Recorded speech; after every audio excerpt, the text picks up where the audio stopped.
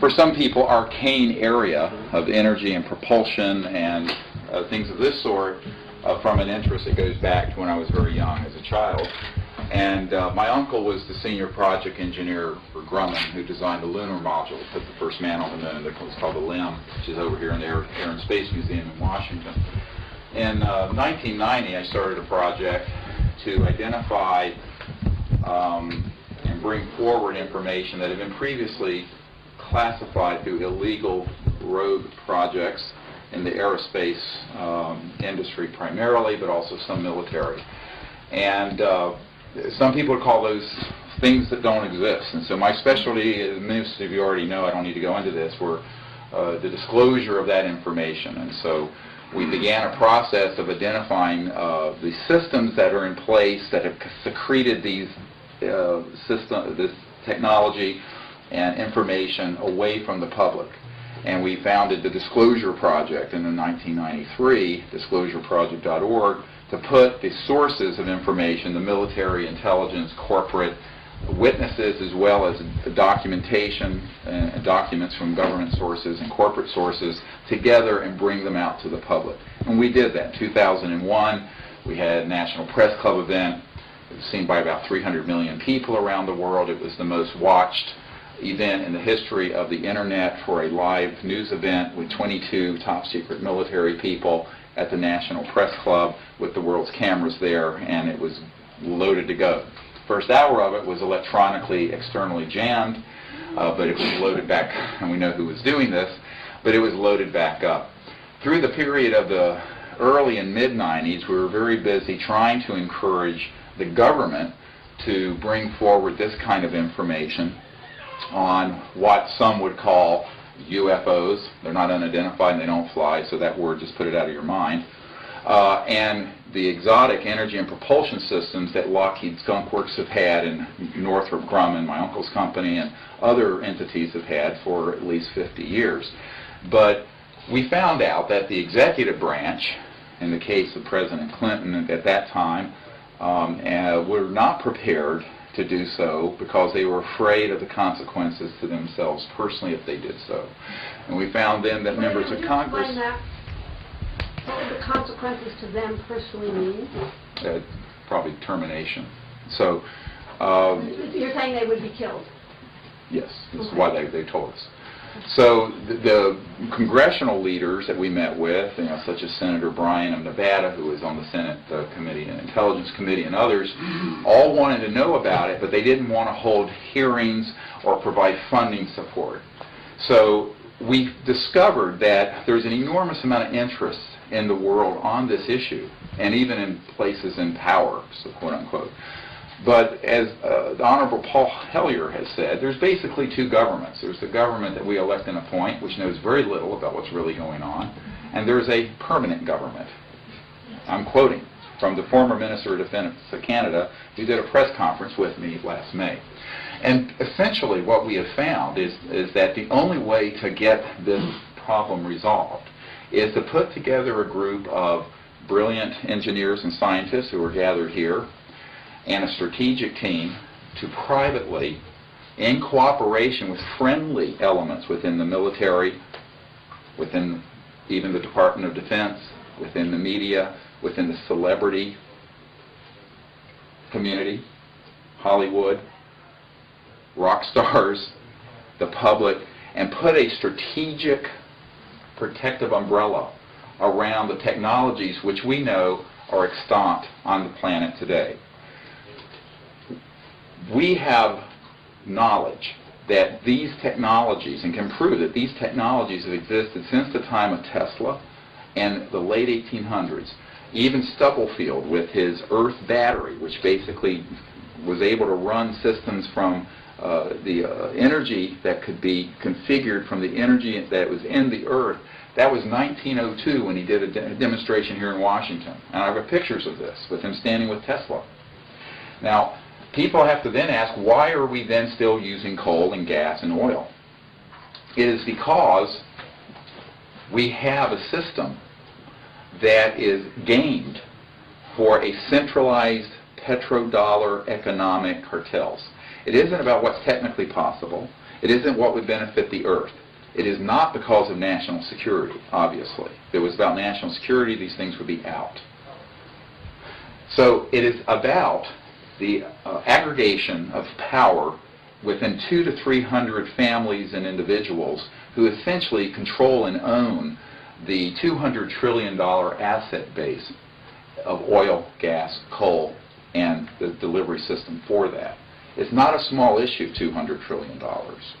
So the project that AERO has embarked upon, which is to put together the best scientists operating systems as they currently exist or can be made to exist within a short timeline, within a year, and fund them properly and put them within this strategic umbrella of force protection, security, massive disclosure. And by massive, if you have less than 300 million people who know that you have it and that it works, it's not enough.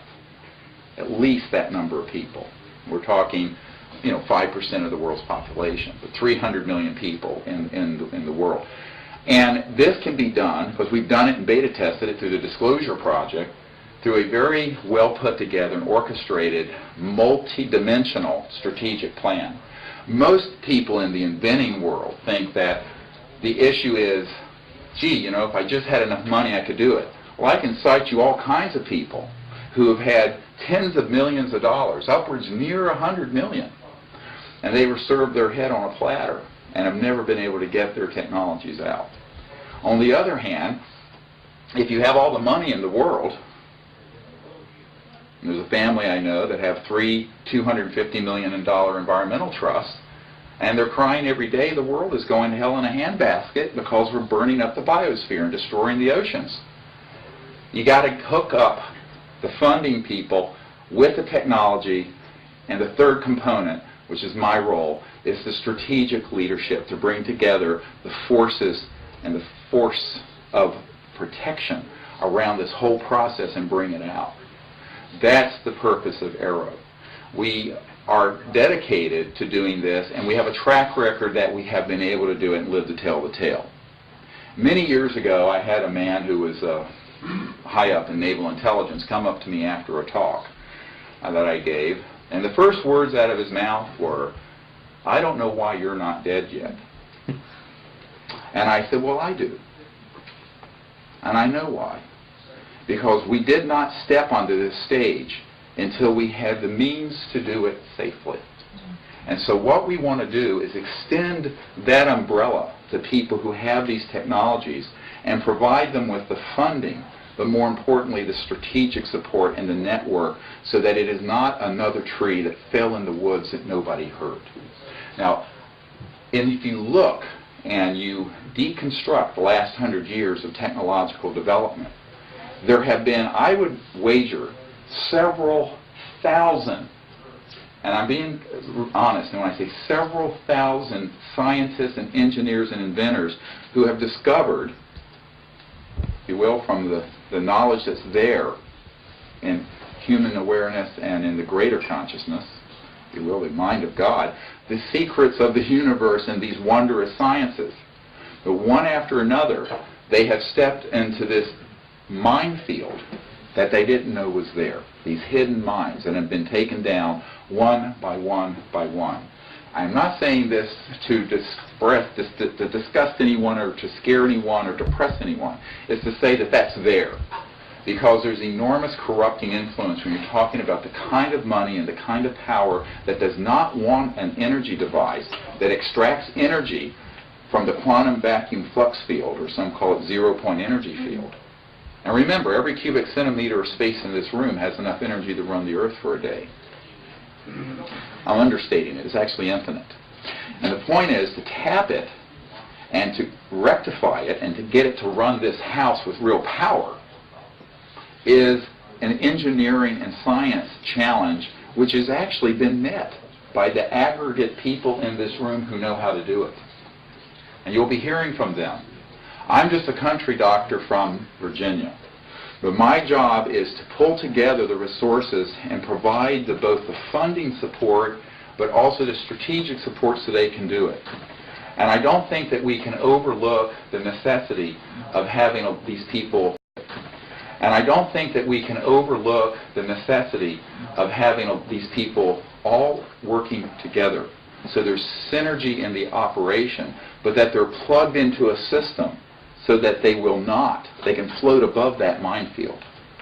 We will deactivate it as we float over it. Because if you have, and this is just sort of a quick list of the resources that are in our network, senior ambassadors with major countries who are ready to step forward with us on the stage of the National Press Club or at the National Science Foundation as these things are unveiled to the public massively. And you have people who have been Nobel Prize winners, and then you have people who are very well known in society, in the pop culture and what have you. You pull all these elements together and you move this forward.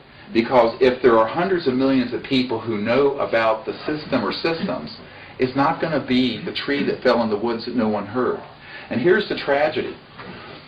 Most of these technologies that have been developed from Tesla's genius on, and maybe some before Tesla, have been the tree that fell in the woods that they took into the grave with them. And what we need to do is set up a dynamic where we stop doing the same thing over and over again, because it's been done for 100 years. Now we need to see that this is something that can be done.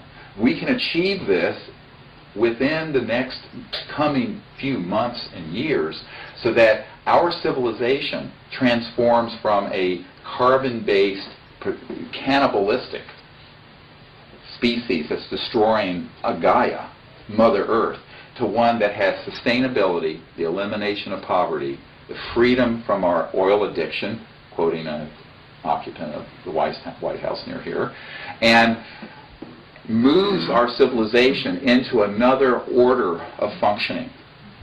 This is not pie in the sky. This is attainable with the brain trust that's in this house right now. And we have to identify clean sources of funding, clean sources of strategic networks, which is what we put together, and the best scientists to work together.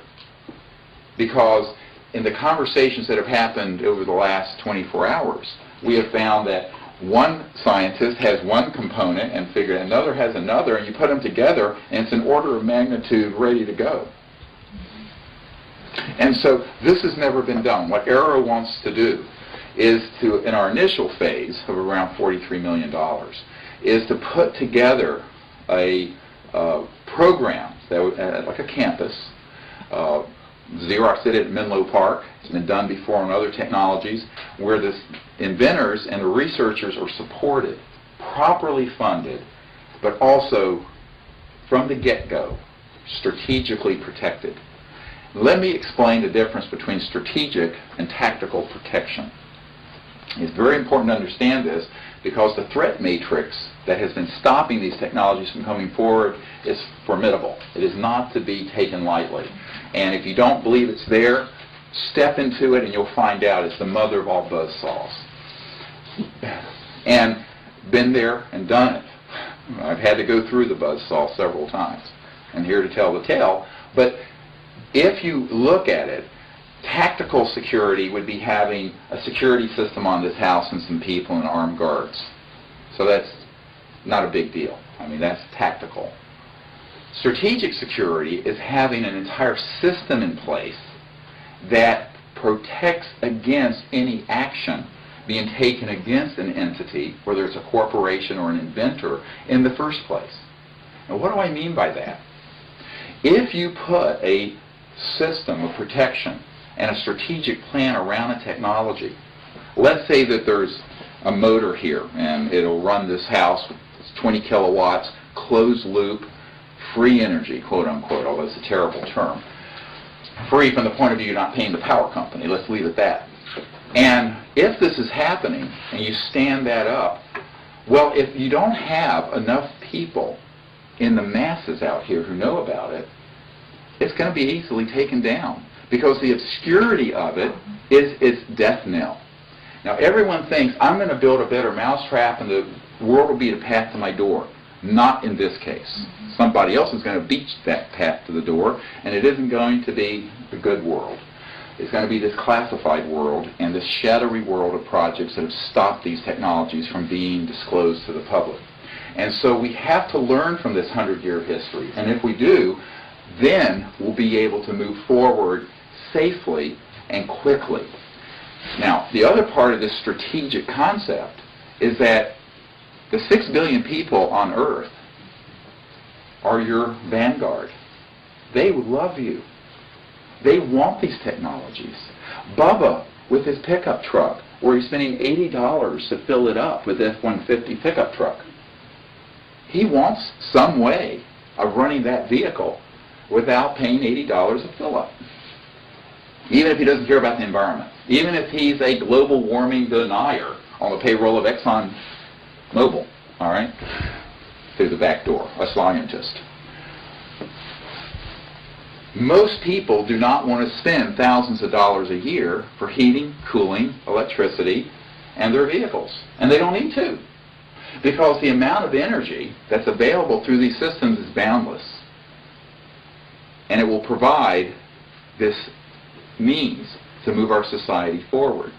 So the masses of people, if they know about it, and it has been vetted properly, and this means the technology has to be, number one, transparently tested by multiple, at least 3, independent laboratories and scientists who have neither a financial nor a protagonist argument here. In other words, they're not part of the new energy effort, but they're open-minded, and we have identified these people. Number 2, it must then also be reproducible. What does reproducibility mean? Well, there are people who've stumbled across this effect but didn't know quite how they did it, and when they try to make machine number 2, they can't. So an N of 1, as in a scientific study, N of 1 is of no value. What is useful is that it has scientific reproducibility, and it would need to go through that kind of independent scientific reproducibility under careful circumstances quickly. And at that point, you put that in front of the world. Now, most people think, well, let's do this in a subtle way. We don't want to rock the boat.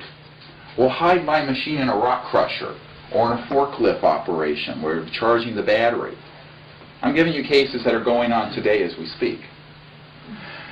Ain't going to help. It's the tree that fell in the woods nobody heard. And you know what? That's going to go into the grave with them and all the rest of us if we don't snap out of that thinking of paranoia and fear and say, we need to make a bold step forward with strategic leadership and protection, proper support, network support.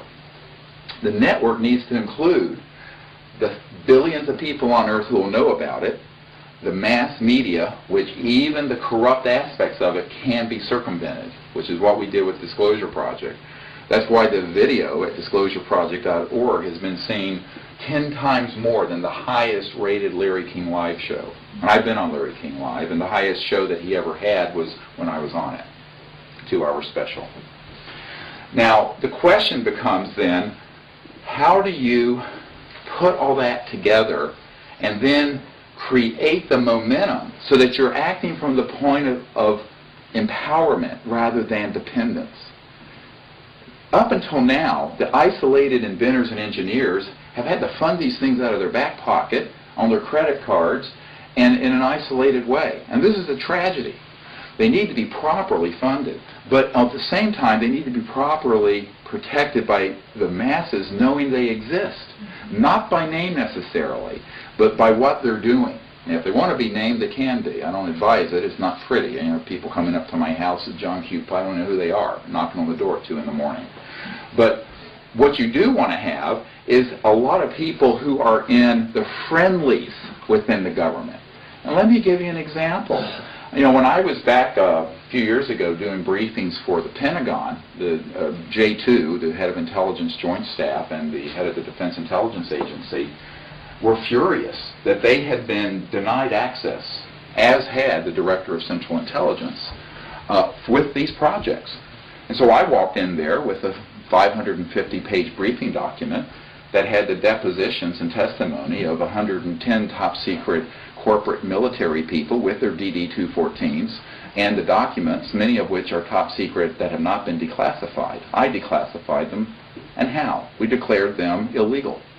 The operations behind them were rogue. A priori, they can't. Operations behind them were rogue. A priori, they can't use the National Security Act to keep them secret. Therefore, we went forward with this, and I'll never forget General Packer Hughes sitting there going, well, I've asked about this, and I know what's going on. And he went over to his bookcase, and it was, of course, in the E ring of the Pentagon, and he had this beautiful conference room, and the colonel and a few other people were there, and he picked up this little doll from a 5 and dime store that was like a little E.T. doll. He says, this is all I've gotten for my inquiries into this matter.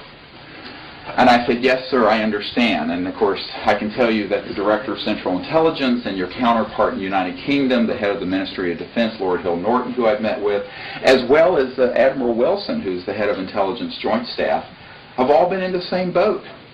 You're victims of the compartmentalized operations that have escaped the oversight of the executive branch, the Congress, most of them, there are a few people, and I know who they are, who are in this group, and the people. And they are rogue and illegal. Now, what's interesting is that that created its own dynamic, where now, people, you would think that you're going to have a lot of resistance over at the Pentagon and at Langley. No, you're not. Why? Because most of those guys are now furious because they know they were being lied to about operations and projects. Now, you're asking, why don't they step forward with this? Because everyone wants to be first to be second. We live in a risk-averse society. And the buzzword at the Pentagon is CYA, cover your ass. No one really wants to shake these 8,000-pound gorillas up who are kind of running this. And this is why, after we briefed the Director of Central Intelligence and his inner circle, Clinton's best friend came to my house and said, well, they're very supportive of what you'd like to do, but they're convinced he'll end up like Jack Kennedy if he does it. And I burst out laughing. I did. I really thought he was joking. And he wasn't. So the specter of fear has a positive aspect to it in this regard.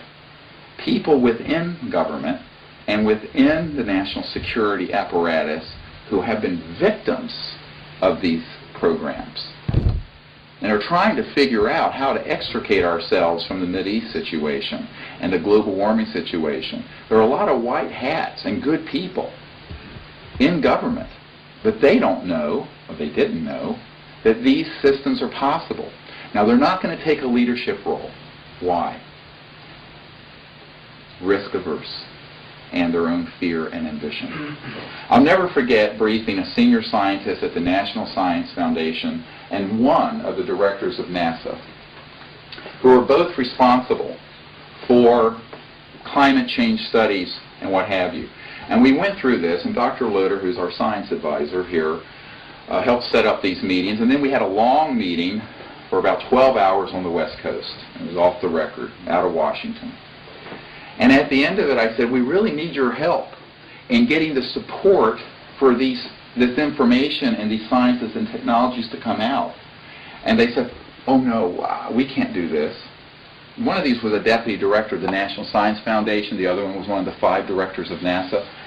Dedicated their lives to fixing the global warming and climate change problem.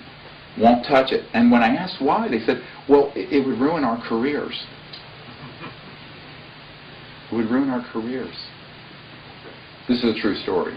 Now, this means that you need some kind of exceptional group of people who are motivated by something beyond careerism, money, greed, fear, who have another vision. And that's what AERO has put together. Over 17 years identifying those good people, whether it's an ambassador or a former minister of defense, or people in the mass public, or people on the Hill who are supportive who come in after this is disclosed, or people in the Pentagon who support this but don't want to do anything until after it's out there and the public demands it. So we live in a world where the masses and the public can get behind something like this if you can reach them. And that's one of the key parts of the strategic efforts. Now, behind that, we do have very good security. I'm not going to go into it here. From the quarters that have traditionally kept these secret, about 50% of the committee, the global committee that has been analyzing and running these projects for the last several decades, is now in favor of this information coming out. Not 100%, but around 50%. When I first briefed the Director of Central Intelligence on this in December of 1993, it was about a third, according to 2 independent sources inside that group.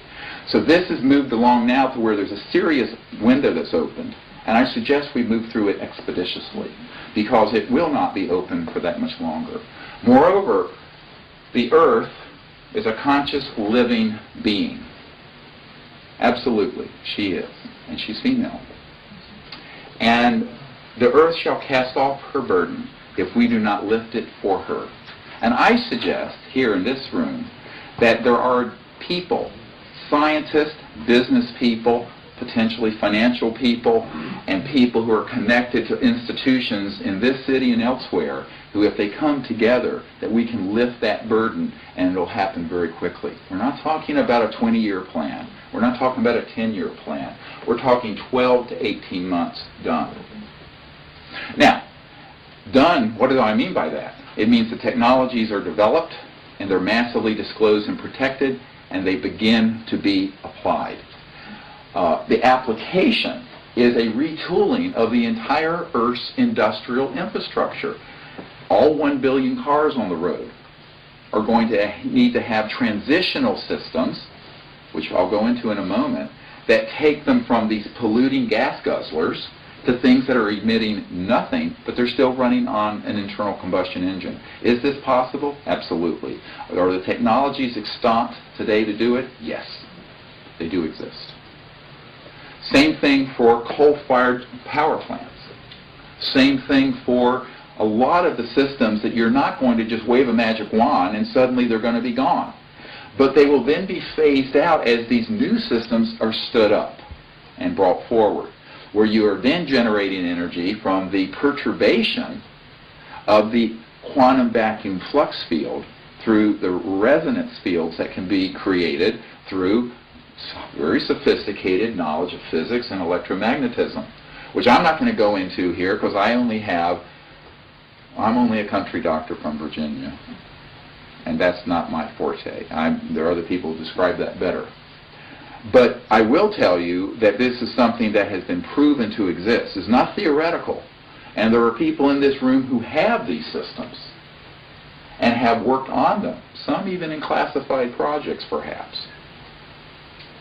And the issue then becomes, can we come together as a research community worldwide, as a concerned community worldwide, using all the resources that are available, financial, institutional, media, and celebrity.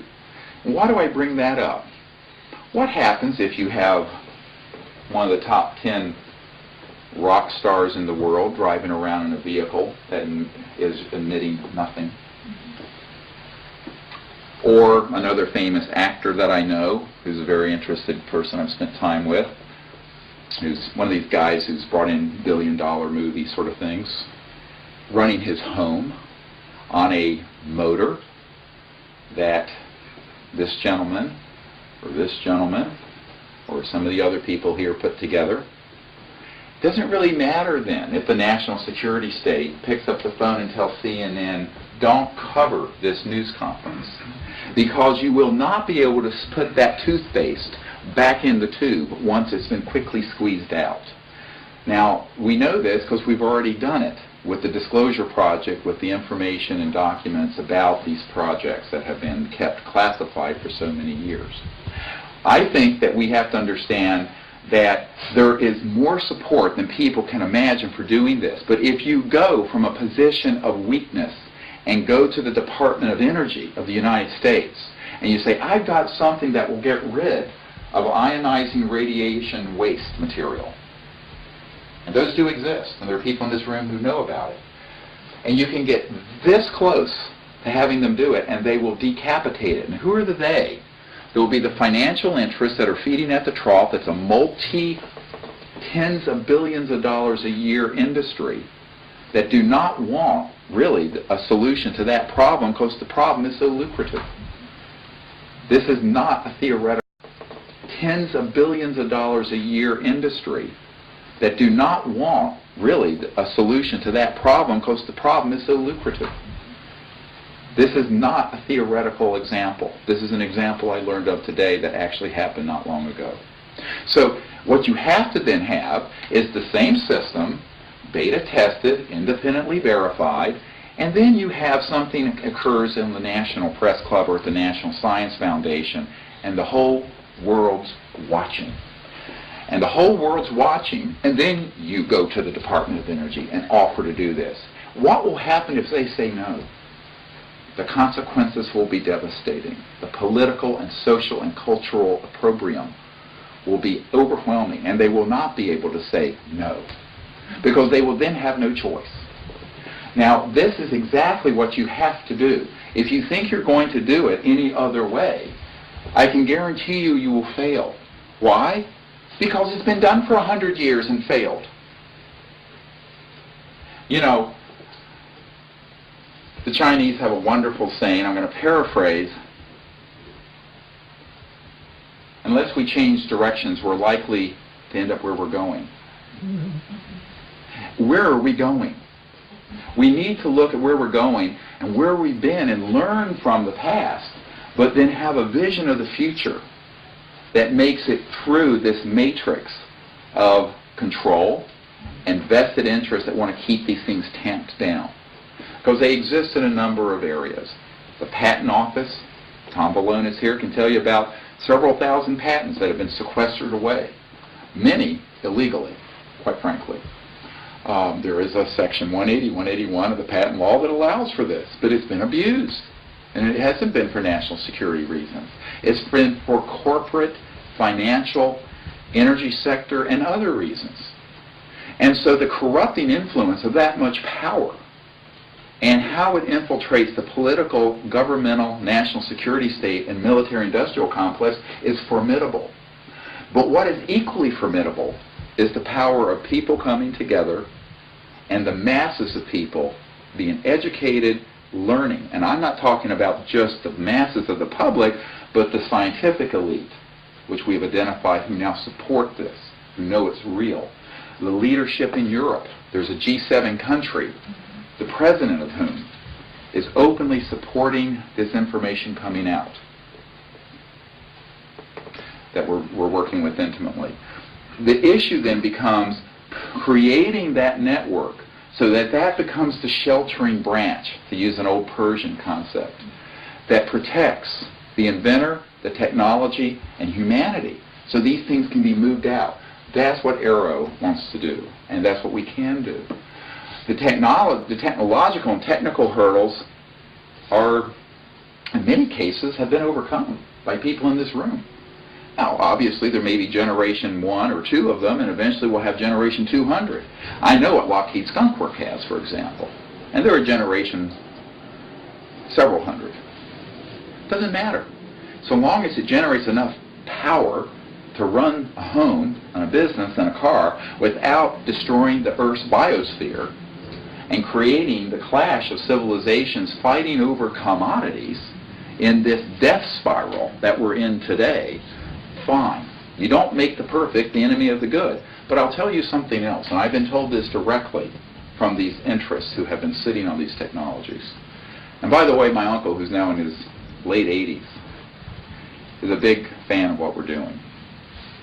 The guy who designed the little thing that took Neil Armstrong to the moon, which is really kind of space junk, because by the time that happened, we already had anti-gravity, so-called mass cancellation, electrogravitic systems up and running. But that's another discussion. The point being, there are people in those networks that he's connected to who are saying, yeah, we didn't think this stuff would have been kept secret past late 60s. And here it is 2007, almost 40 years later, where we're still getting 57% or so of our electricity in America from coal, like the 17 and 1800s. Yeah, we have fiber optics and integrated circuits, but what's running them?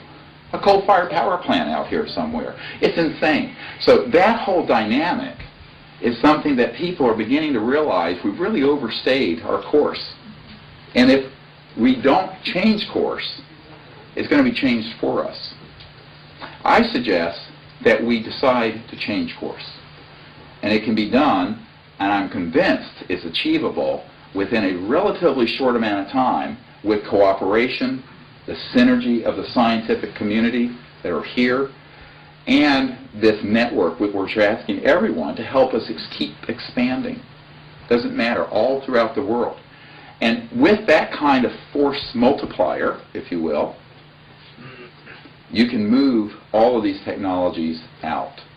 So our intent is to, we have a couple of angel funders who've already pledged about $250,000 just to get part of this going. We have a transitional funding for about $1.8 million, and then we want to go to this $43 million level. I hope within the next few weeks to have all of that in place. Now, what we have to do is put in front of the people who want to support this, who are willing to take that risk, and I don't mean financial risk, because these are people where, I mean, look, if you've got a fleet of 5 G5 jets, you're blowing that much out of your tailpipe.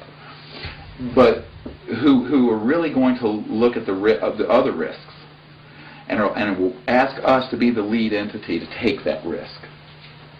Okay, not the inventors and scientists. We want to bulletproof them away from the launch process, because that's the brain trust. You protect your brain trust. You put everyone at risk. And move this forward. And the financial people, however, need to see the best we can put forward. And so what I'm encouraging the new energy and the electromagnetic engineers who are here and listening is to come together and let's put together the best 1 to 6 systems that exist. Not that might exist or could exist in a year or 5 years, but they can be put together relatively soon, so that those can be put in front of the network that has already been lit up. We already have lit up this network who know and who want to jump on board to move this forward. And I think that we'll see that there's more support than you can imagine. It will be breathtaking. It can't be achieved. No one person, I can't do it by myself. An inventor working in Oklahoma or Salt Lake City or Calabasas, California, or Denver, or wherever by themselves can't either. And the tragedy is that they haven't had the support that they deserve. They have done enormous work, many of them Promethean task and heroically, and they have not had this kind of protection and support, not just financial, but support, real support, from a whole coalition of people who will say, we're going to stand there with you, no matter what, to see that this gets done. And I'll never forget when I was with Ambassador Jim George of Canada, who's a wonderful man. He sort of was instrumental in bringing the Dalai Lama out to the West and did some of the original environmental books in the 70s. And he's a Canadian ambassador, and he's on our team. And he and I were talking about this a couple years ago, and he said, you know, I will do anything. I will step in front of a bullet. I will do anything necessary to help get this done and achieve this. And we have several hundred people of his caliber and connections and fortitude and spiritual resolve and integrity to do this. You can't purchase this. And if there's anyone who thinks that something like an undertaking this profound can be achieved with anything short of that resolve, they're mistaken. Because if it was that easy, it would have been done before I was a twinkle in my father's eye. I was born in 1955, and I can assure you, by 1955, we already had the means to extract energy from the fabric of space-time. We already had the means for mass cancellation, so-called anti-gravity effects. We already had them. T. Townsend Brown was working on this 20s, 30s, 40s, and it had been going way beyond what you know about that he actually had. We already had all that. And the Dodgers won the World Series. Yeah, and the Dodgers won the World Series. So we have all had that ability. Now, and so the big message here is a message of hope. Because my children, and God bless me, my little 2-year-old grandson over here in D.C., what kind of world are we leaving them with the zero-sum game of fossil fuels? We're cannibalizing the biosphere when we have amongst us, on Earth today, the knowledge, the brain trust, the ability, the skill, and I feel now with what AERO has put together, the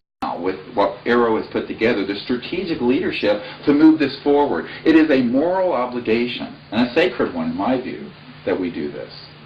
So that's what we're committed to doing, and I think that to the extent that all of you here can join with us, and in whatever way you're comfortable, and whatever means you have is important. It really doesn't matter if you're carrying a thimbleful or a gallon measure. If everyone carries what they can carry, it'll get done. And that's really important that we realize, and that we stand together shoulder to shoulder to achieve it. And that's what has been missing.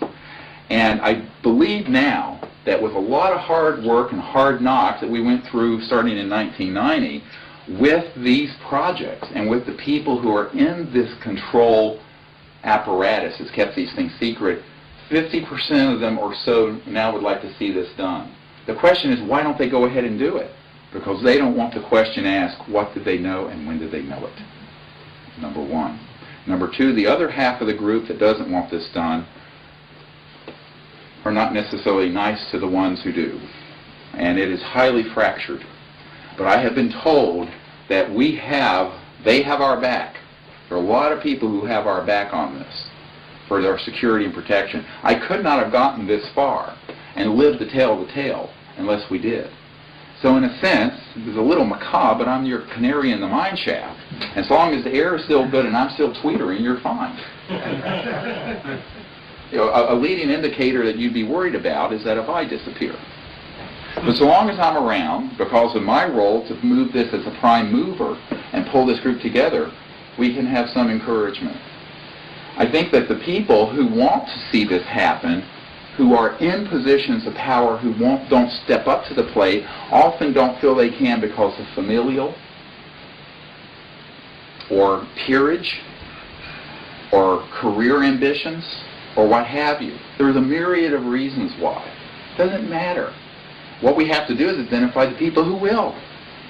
And so, there's the old saying, many are called but few are chosen. It's a mistranslation. Many are called but few choose to answer the call. So we need to say we're going to answer this and put ourselves at service to. And what I want to vow to do is to be of complete service to you as a scientific and inventor community, but also to the world. I have no personal interest financially, because I don't need it, quite frankly, at this point in my life. My concern, my sole concern, is that we leave the world a better place than we found, and that we are providing the means to transform the planet into its potential to become the womb for the evolution of intelligent life for thousands of generations yet unborn. I'm part Cherokee, and in that tradition, well, some say it's 7 generations, some say 20. But there's this tradition that everything you do should be looking at 7 generations not yet born. But you know what? We're closing out one whole cycle of human evolution that was a 400 and some thousand year cycle. And we've just opened a 500,000 year cycle. And this is the interface. We're the interface. Boom. And so everything we do now, today, will affect 20,000 generations coming behind us, coming in through time, space, and the earth. So this is why, if we understand that, we're going to go the distance no matter what. And I think that now people have realized the earth has been crying, the ice caps are melting, the ice fields are melting in the Himalayas, the oceans are dying. There are enough people in enough places in society who get it. They actually get the fact that we're in a crisis. Now, they should have known that in the 60s and 70s, but they took about 30 years late. But better late than never. Okay, and it's one stroke before midnight. So I suggest we put together what we can to say, don't lose hope. Here is the knowledge, not just the sciences, but the consciousness and the vision to bring these things out for the peaceful rehabilitation of the Earth's fortunes and the establishment of a sustainable civilization on Earth. That's what this is really all about. And if we couch it in those terms, not another business shtick, not another, it's about that. And yes, we have to mind our P's and Q's and do things properly and methodically. I'm an emergency and trauma doctor, and I'm used to doing things and multitasking at multiple levels, high function. But ultimately, the vision that people want to know is that there's a way to go from where we are now to the potential that is within Earth and human civilization. And that potential has been delayed and forestalled for about 100 years. And now it's pent up, it's ready to break forward. Let's let it move forward. And it will carry, because the universe wants this to move forward. It will sweep it along. We just have to go with that flow wisely and being aware of the boulders in the stream up ahead. And there are a number of them, big ones. But it can be done. And I think that this is the key message I wanted to bring, is that when we have this information come out, imagine the people on the planet who see no way out right now. They don't know that you can extract energy from the quantum vacuum space or zero-point energy field. Imagine the hope and the vision and the joy that will attend that announcement. It's amazing. It will not only be a technological and scientific event, it will in fact be a world-encompassing, spiritual and social event that will be galvanizing and allow people to see a way into the future, which they don't see now. There's so much hopelessness. And that will dissolve like a PowerPoint presentation dissolves. Boom. And this other image will come forward. That's what we have to put forward, and we can do it. Well, thank you very much. This is a few introductory comments I wanted to make. And I would like to answer any questions people may have. I have a website, AERO2012.com, if you want to read that. We have a business plan, or a proposal. I don't like to call it business plan. That's so trite. It's really not that. It's a strategic overview plan that has the $43 million budget attached. But I'd like to answer any questions, because I just wanted to introduce them. I don't know if they've successfully recorded it. They tell me it is. It's supposed to be on the internet. These cameras, just so you know, are for Todd and They're going to load it on the internet. hosts to be able to put up online. Yes. The cameras can be Yes, turned ma'am. off, or Mitzi. you can ask if any private Mitzi, questions. you have a question? I was having a little trouble with understanding when you say it's out there. Was a lot of this technology developed in the black world? And so it's a question of getting it out so the rest of us have access to it? No. Well, yes and no. There have been classified projects dealing with this for many, many decades, going back before World War II, in fact.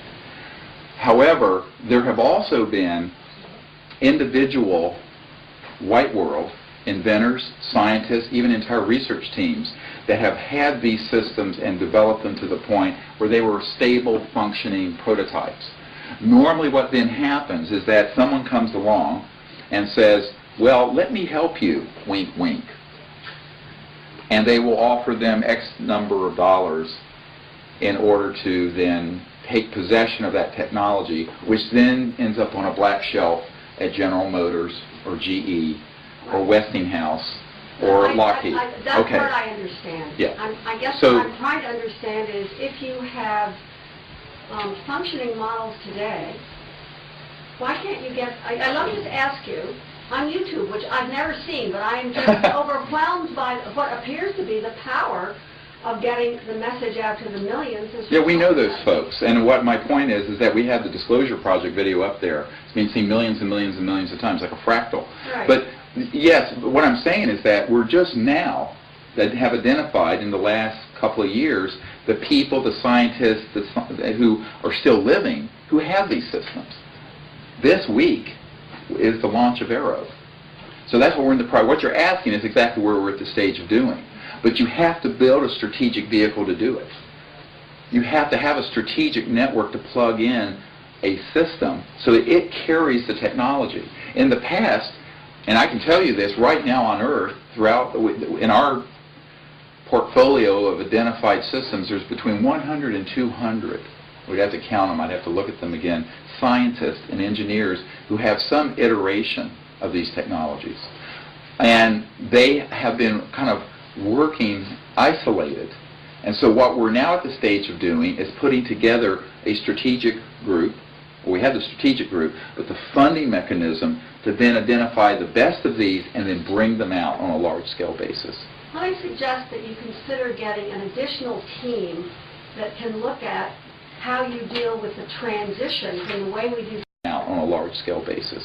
I suggest that you consider getting an additional team that can look at how you deal with the transition from the way we do stuff now to this new capability. We've already done that. We've already created the white papers and the analysis of how to do that. You understand who gets hurt by the change. Of course. And then you start figuring out how you deal with them. Yes, because many of those we've already met with starting in the mid and late 90s, and we've been bringing them along, that's what I was discussing, to say, here's how you can benefit. Here's the tide that can lift all ships. Right. And it's sort of like Olivetti typewriters. And I mean, they went bankrupt a couple years ago because they didn't get on board the computer and word processing wagon. So at a certain point, yes, it's in their own enlightened self-interest to do this. But because of the dynamic that they've been able to keep a monopolistic lock on this, that until that breaks forward, they don't really have much incentive to jump on board with you. But yes, we've already analyzed that. There have been very in-depth discussions that our team has already had with some of the financial and governmental and corporate I'm interested groups. in how you manage the transition, because I think that's incredibly hard. I mean, that's where the resistance is. I mean, if you talk to people who are talking about wanting to have the hydrogen car, whatever, Right. how do you basically get it distributed around the country so people can have access to it? I mean, the logistics issues related to this are... Oh, you're talking about logistics. Well, I think the logistics issues related to any new technology today are Are really huge. quite... Yes. And this is the enormous. biggest one ever. Well, you're going to have to, first of all, let people know it exists, and then have the ability, both financially and strategically, to move them to the point of use consumer. And that is something that you have to control initially.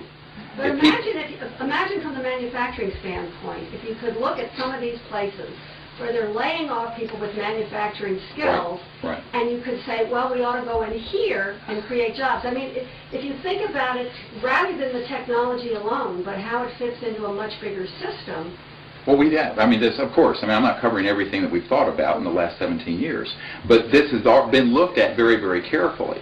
And it certainly can be done. And actually, there's a lot of, even in the United States, but never mind worldwide, there's a way underuse of capital and facilities, and human capital, labor. I mean, most of the world, after all, half the world lives on what, $2 a day? There's enormous capability. And I'll point something else out, because some people say, well, this creates a problem because there'll be too many people using technology.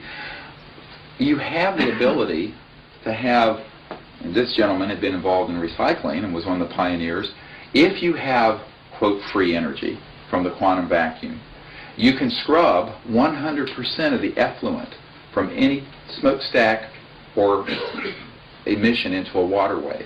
You can recycle 100%, because right now we have the means to do that. What's rate limiting is that the energy related to it is expensive, and you reach the point of diminishing return. So there will be entire industries that will be stood up at second and third and fourth order ramifications of this.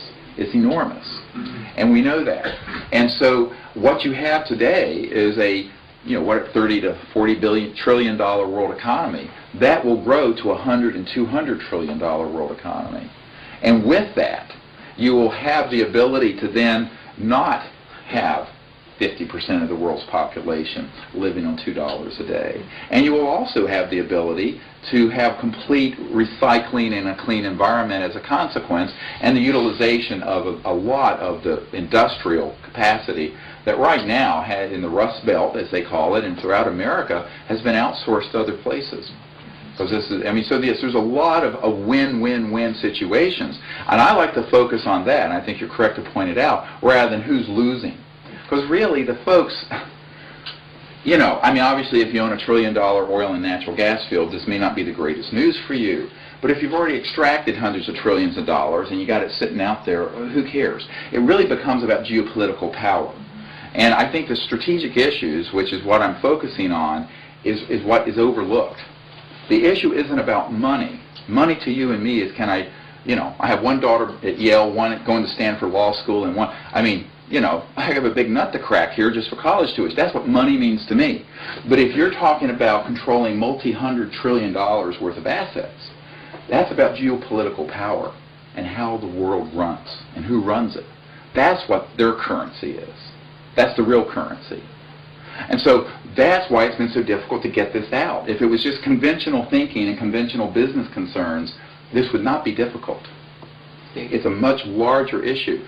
But obviously the transition, and I agree with you, that the transition to this is something that has to wisely be done so it's as least disruptive as possible, and is actually something that creates a win-win-win situation for most of society.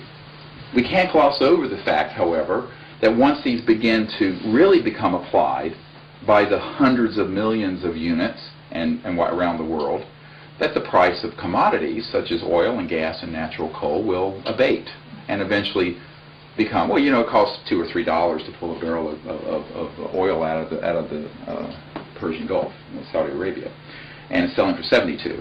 So that, you know, it's great profit potential. But I think many of those countries are going to have to understand, and families, it's really the families of these countries, that we have an opportunity here to do something that would pull the whole world forward. And even in those sectors, their enlightened self-interest long-term is to not let the whole system melt down. They can't believe that unless they're people who want the whole system to melt down. So I think that that's a very positive thing, and this is how you have to say, okay, perhaps some of those interests, once this is launched and it's known worldwide, it's not obscure anymore, then from the position of strength, you invite their participation to hedge, as it were, the lowering of the commodity assets so that they have an interest in various applications so that it's equalized a little bit. So there's a soft landing instead of a crash. And we have looked at this. There are a lot of strategies, and it would take all night to go into all the ones we've discussed and thought about. Yes? Well, actually, I had wanted to augment it. There are a whole bunch of natural allies out there on a huge industrial level. And, you know, my alma mater is Aluminum Company of America, Alcoa. 90% of the cost of turning dirt into aluminum metal is electricity. Now, they have no gain in what runs a car, and they have no gain in what heats your house. They're probably the foremost users and builders of hydroelectric dams in the country, and when they ran out of hydroelectric power, they had to start building coal-fired plants, some of the dirtiest in the country. There's a whole world of manufacturing, whether it be in this country or other countries. China's building an awful lot of coal-burning furnaces to create energy to power an infrastructure. Those are natural allies, not the oil companies, not the gas companies, but the people who need energy to produce goods and services. I get all of that. So my problem is understanding the technology and how you explain the technology to those that are not a part of the in-group. I mean, you have your own language, you have your own coding system for this, and you all understand that, but you want people like me to say, this does make sense. Well, we have in our summary a description of that that's in lay terms. This is a meeting mainly of scientific and other people. So that's why we're speaking this way. But we have that. And there are... You're talking about the social aspect as opposed to the scientific aspect. No, I'm talking about all of it. It's just a strategic aspect. Yes, you had a question. You say you're .com and you also said you're a nonprofit. Which are you? No, I didn't say we're a nonprofit. AERO is an LLC. The disclosureproject.org is a nonprofit. That's a separate entity. It's a 501c3. Other questions about this whole area of the strategic plan and what we want to do? All right. Thank you very much. I think we have the next person at, is it time? Who's keeping time?